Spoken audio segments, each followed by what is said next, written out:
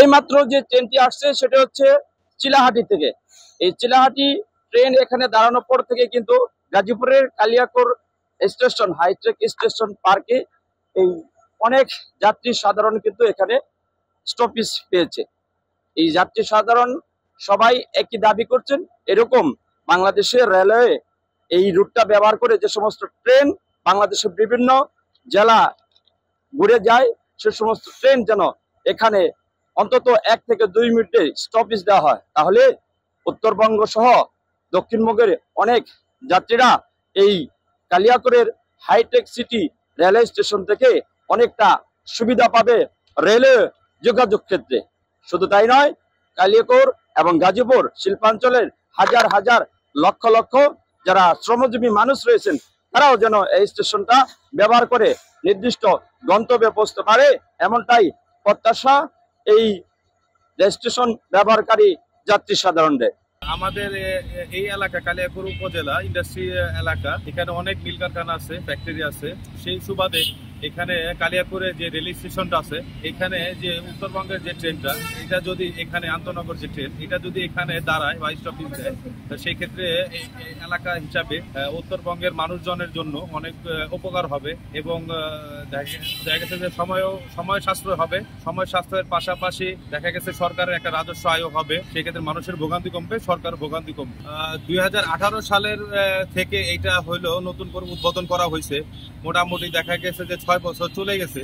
এই 6 বছরে আসলে আমরা মনে করেছিলাম যে 6 বছরে মোটামুটি এটা হবে, হ্যাঁ, ট্রেন এখানে দাঁড়াবে, কিন্তু আদৌ কেন হয় নাই, রেলওয়ে কেন এই বিষয়টা খেয়াল করতেছে না, সেটা আসলে আমরা বুঝতে পারতেছি না। এখানে নামলেও আমাদের সুবিধা হবে, অথবা মৌচাক, দুই জায়গা ভিতরে এক জায়গায় দাঁড়ায় না। হাইটেক সিটি মনে করেন আমাদের 1 মিনিটের জন্য যদি দাঁড়ানো হয়, সেটা যেন আমাদের ক্ষেত্রে বা 2-5 মিনিট সময় দেয়, সেটা আমাদের ক্ষেত্রে আমরা অনেক সময় আমরা নবীনগর যাই, সেটা আমাদের পারফেক্ট একটা জায়গা। এখানে আমরা অনেক সময় ব্রেক রান্নার দিয়ে আমাদের নিয়ে চলে যায় মনে করেন জয়দেব। আদা ভাড়া প্লাস আমাদের মনে করেন যে কম করে 100 টাকা বাঁচ যেত। আমাদের সময় মনে করেন যে বাঁচত প্রায় 2 ঘন্টা 2.5 ঘন্টা বাঁচত সময় আমাদের।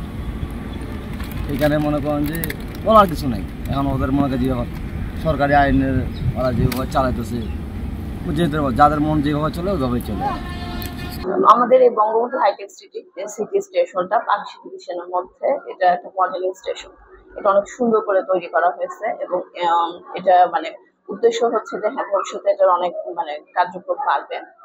আর এটার জন্য এখানে আশেপাশে অনেক ইন্ডাস্ট্রি এরিয়া আছে। তো ইন্ডাস্ট্রি এরিয়ায় অনেক লোকজন, অনেক শ্রমজীবী মানুষ কাজ করে, প্লাস আশেপাশে যে লোকজন আছে এলাকাবাসী, তাদের একটা দাবি আছে, এক্সপেকটেশন আছে যে এখানে 2-1টা ইন্টারসিটি গাড়ি এই স্টপেজ দিলে এটা এখানকার যারা মানে বসবাসকারী লোকজন আছে তাদের জন্য এটা খুব ভালো হবে। তো তাদের সেই দাবি আছে। আর এটা করলে এখান থেকে আমাদের রেলের রাজস্বটা বাড়বে।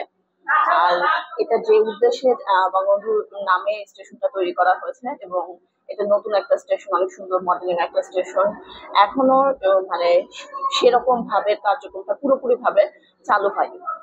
তো যদি এখানে 2-1টা গাড়ির স্টপেজ দেওয়া হয় তাহলে কার্যক্রমের ব্যাপকতাটাও বাড়বে, প্লাস এটা এখানকার এলাকাবাসীর জন্য মানে খুব উপকার হবে।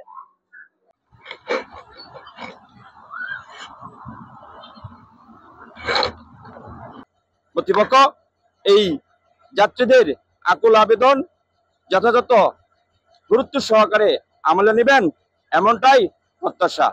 MS Rukon, Sonali news, Kaliakair hitech city station, Gazipur.